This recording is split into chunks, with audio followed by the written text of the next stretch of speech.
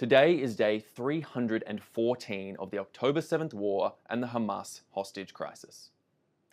The world needs to pressure Hamas to let the hostages go now. This is the critical moment. Israel, the US, and mediators are meeting today in Qatar for ceasefire talks, and Hamas is refusing to negotiate at all. The hostages' families are demonstrating, demanding the Israeli government to bring them home. But Hamas needs to be given a reason to let them go. Hamas started this war. It doesn't want to end it. And rewarding Hamas for October 7th is not the way to force them to let them go. The US or other allies offering any form of inducements to Hamas, or Iran for that matter, however well-meaning, is only weakening Israel's case. These talks shouldn't be about how far Israel should be blackmailed to get the hostages back, but of how much pressure can be put on Hamas and their backers, Iran, Turkey, and Qatar. Hamas has been abusing the hostages for 10 months now in their terror dungeons, and Hamas's heinous acts must not be rewarded. Hamas and its Iranian patrons must not be allowed to see the horrors they inflicted on October 7th as any form of victory. Hamas and the Iranian regime cannot be told that terror works, or else Hamas will do October 7th again and again and again, as Hamas has explicitly promised. The people of Israel know two things. Our hostages must be freed from Hamas today, and Hamas must not have the ability to take more hostages tomorrow. That means Israel needs a deal that gets the hostages home and stops Hamas from regrouping and plotting to do October 7th again and again, as they have promised to do. So tell your leaders, pressure Hamas and its backers, Iran, Turkey, and Qatar, to let them go now. Now, the Iranian regime is trying to blackmail Israel at the negotiation table. Iran is saying that if its Gazan proxy army doesn't get what it wants, then the Iranian regime will attack Israel directly. Either Israel allows Hamas to survive and carry out another October 7th, or the Iranian regime will try to exceed April 13th when it launched 300 plus missiles and drones at the people of Israel. Now, in the meantime, the Iranian regime seems to be suffering from a massive cyber attack which shut down its banking. The culprits, thus far unknown. And the US has positioned significant military assets in the region capable of blunting Iranian aggression, as they helped Israel do on April 13. And the US just okayed a major military sale to Israel valued at over $20 billion worth of military equipment. That includes dozens of fighter jets and tens of thousands of tank shells. So the regime in Iran should be clear. Israel is not isolated, nor is it alone, and blackmail most certainly will not work. The free world understands that those in the Iranian regime and its proxy armies aren't just enemies of Israel. They are enemies of the free world. So with all that said, please like and subscribe to help us reach out to a wider audience and get our message across to all those in the world. And I'm now ready to take some questions from our audience who are watching live on social media, so please keep sending in your questions. Our first question comes from Shlomo on X. The Hamas-run health ministry has reported that they've reached over 40,000 dead. How does Israel respond to this? You know, these numbers, frankly, whether they be exactly correct or whether they be embellished, are frankly terrible. This many civilians that have been killed, and the many civilians that have been killed in Gaza, is frankly a tragedy. But that being said, we need to be clear on why this tragedy has occurred. This tragedy occurred because Hamas decided on October 7th unilaterally to enter Israel, to massacre its people, killing 1,200, taking over 250 back into their terror dungeons, holding those hostages captive for now 10 months. And to think that all these people could potentially be alive if this were not the case today, if Hamas hadn't decided to perpetrate the heinous atrocities on October 7th, all those in Gaza and in Israel could still be alive today. I would also like to make very clear, Israel has no compunctions and makes no regrets for the death of Hamas fighters, people that Hamas itself and the Hamas-run health ministry does not delineate between when they report the numbers that they do report. And to be clear, those numbers themselves are also definitely open to question and have been proven repeatedly, time and time again, to be false, to be unreliable, and frankly, to be just simply unsubstantiated. But regardless of what true numbers are, as I said, all civilian deaths are indeed a tragedy. But Israel stands by its actions in dismantling Hamas in the Gaza Strip, killing their combatants who murdered Israelis in their beds and took them out of their homes, killed them, elderly, children, all those as they slept, as they worked, as they tried to go on with their lives. Hamas started this war. Hamas is the reason this war is being perpetuated. And if they would come to the negotiating table today and reach a conclusion to get our people back to us now and return the hostages to us, then we could reach a ceasefire and reach some sort of conclusion that would prevent further civilian deaths, which is something that I think we can all stand behind as a positive. Our next question comes from Nancy on Instagram Live. What interest does Hamas have in letting the hostages go? Keeping the hostages gives them leverage. What pressure can we put on them? Nancy, that is the key question that we need to be asking ourselves today, and exactly what Israel and its allies need to be pushing for. This is about providing, engaging leverage. Hamas has needs. The people of Gaza, more importantly, have needs. As we've seen and said before, there are many needs from the basic humanitarian right up to the higher level actions of health, support, of development, of bringing a conclusion to this ceasefire. But you're exactly right, Nancy. Hamas themselves needs to have that pressure put on from all sides, from their backers and funders in Iran, Turkey, and Qatar, who are continuing to provide them with resources and continuing to provide them with support and a sense that there is a future for Hamas. Hamas needs to be fully and functionally dismantled. The Gaza Strip needs to be disarmed, and we need to have our hostages returned to us before we can reach any sense of normalcy and moving past this heinous status quo in which we've all lived for the last 10 months since Hamas began their atrocities and massacre on October 7th. Hamas needs to have the pressure put on it now, so there is no choice, and that pressure needs to come from all sides. From Israel, of course, from their allies all around the world, and indeed from the people of Gaza, who need to understand the reality that this war ends when Hamas is dismantled, when the hostages are returned, and when we can somehow end into some sort of normalcy and help everyone move forward with their lives. All those civilians that we spoke about in the past, they can help to move forward with their lives as those in Israel can do the same. That is what we are striving for. Those are the goals that need to be resolved here today. And that is why there are currently ceasefire negotiations ongoing, even though Hamas continues to not be willing to come to the table because they believe that there is some other chance out there. We need to close that down. There is no other chance. There is no other possibility. Come to the negotiating table, negotiate with Israel, and we will be able to move forward once Hamas is properly dismantled and the hostages, most importantly, are returned. We're seeing lots of questions on social media asking about Sinwar. Do we have any idea where Sinwar is? Linda is asking, and Malin is asking, do we think that he's hiding in the tunnels to Egypt? I mean, to think of exactly, what Sinwar may be up to, who he might be surrounding himself with, whether he's surrounded by hostages, Gazan civilians, whether he's fled to Egypt indeed and is operating from there. I mean, in truth, we don't exactly know. He has buried himself deep within the viper's nest that exists inside the Hamas-run operations in Gaza and what remains of them. And this is a key point, circling back to that point around the negotiations and ceasefire deals. We need to have a deal in place that completely dismantles the remaining infrastructure. The fact that Sinwar can hide in his hole, like so many of those overthrown dictators, terrorists of the past, I'm thinking of Saddam Hussein, Gaddafi, Osama bin Laden. These are the names that we should be comparing Sinwar to in understanding where he is in his hidey hole, protecting himself with the innocence of those that are around him.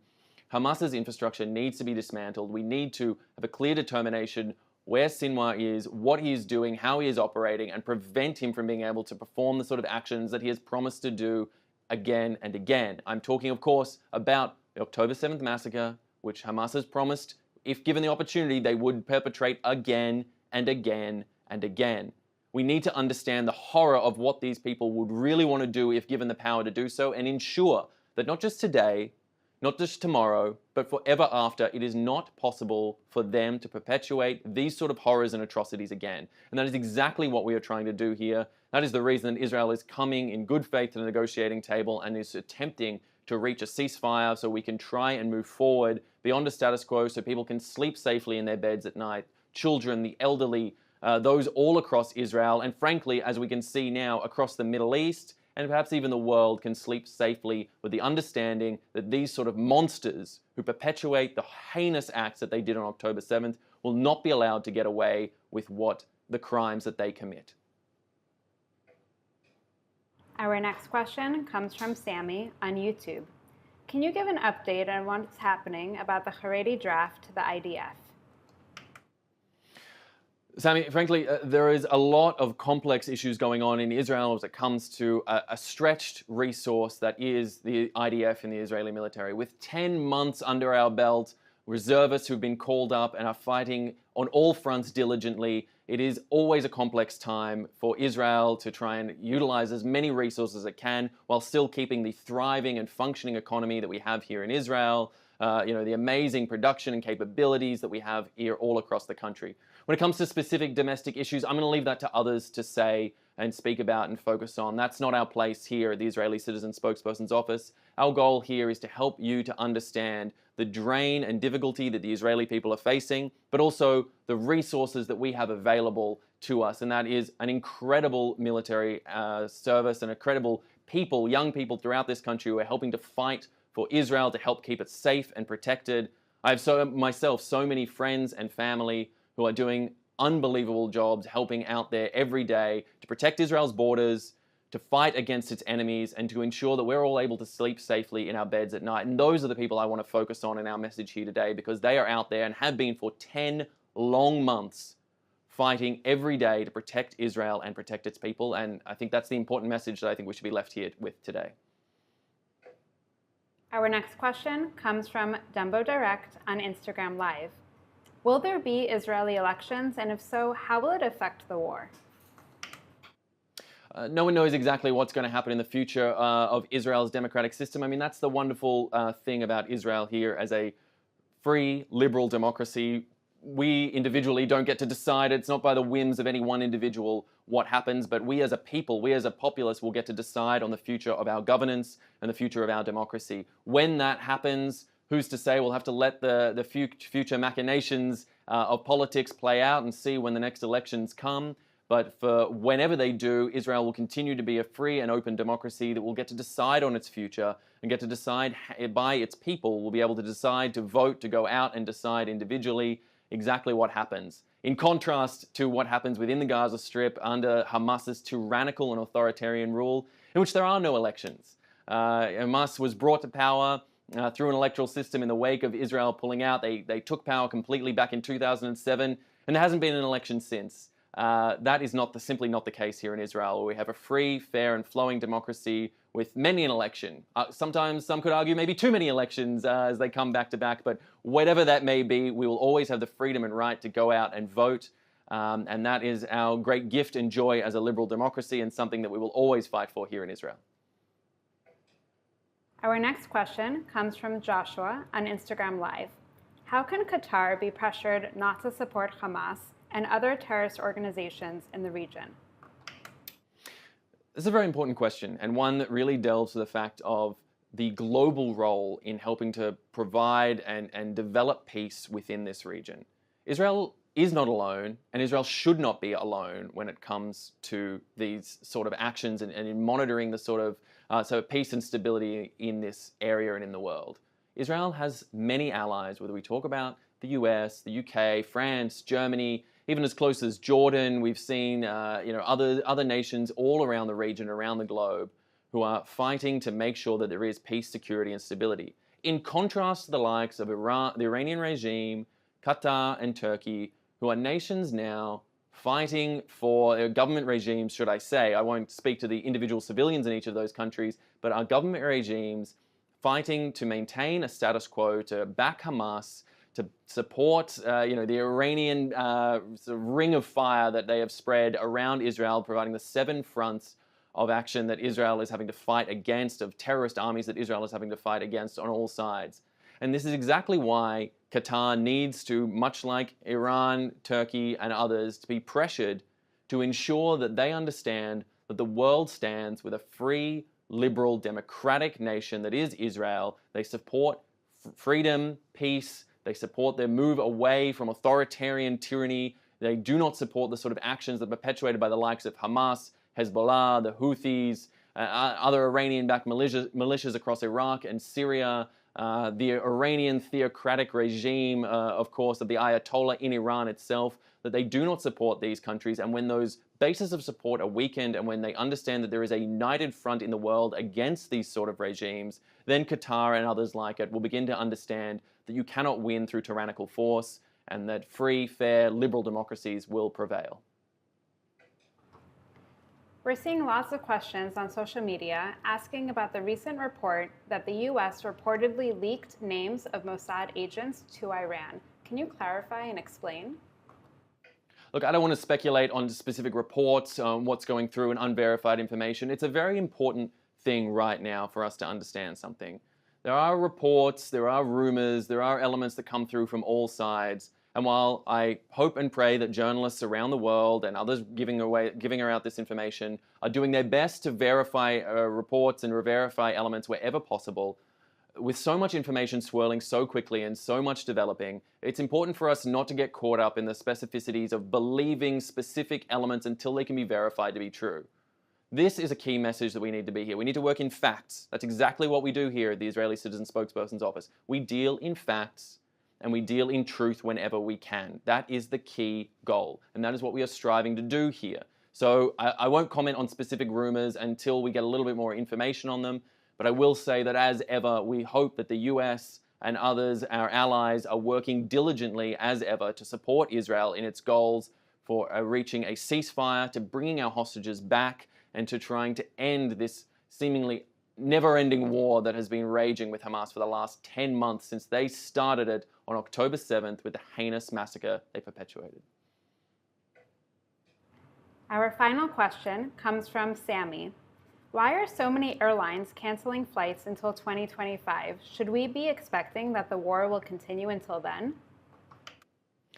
Sammy, again, dealing with future predictions, we can't really know what's going to happen. And as we often say here in Israel, a week, 6 weeks, it's a lifetime in Middle East politics and in the actions occurring here in Israel and around the region. As it stands right now, the threat from Iran and its proxy armies around the region is clearly real. We've seen this. Iran has said that they want to enact revenge and retribution, and they're using some very strong language as they've done so for the past several weeks. So far, we've seen no very significant action. That being said, we have continued to see rockets being fired from Hezbollah in the north. We have continued to see a lot of posturing from Iran, and we don't know exactly what the future will hold.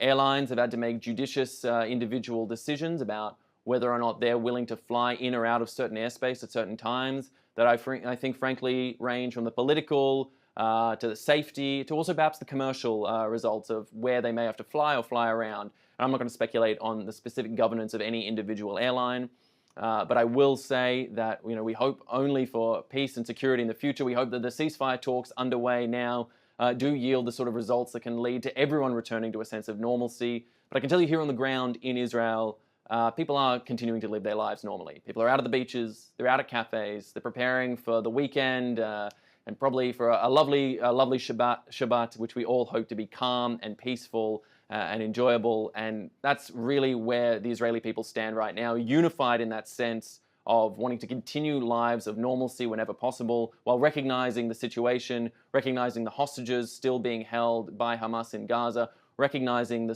IDF soldiers out there fighting for our safety, security, and freedom each and every day, but attempting to live some sense of normalcy. And I suggest that all those around the world do the same while being alert of what's going on around them, but continuing to not let the likes of the Iranian regime determine how we live our lives day to day. All right, well, that is all we have time for today. We'll be back with you on your feeds on Sunday, 3 p.m. Israel time, 8 a.m. Eastern Standard Time. I want to thank you so much for taking the time to listen to us, to tune in each and every day to our daily briefings. We really appreciate so much. And again, as always, if you can like, share, and subscribe, it really holds so much value to us. Just like to wish all out there a Shabbat Shalom. I'm Yahya Westropp-Evans. Thanks for watching.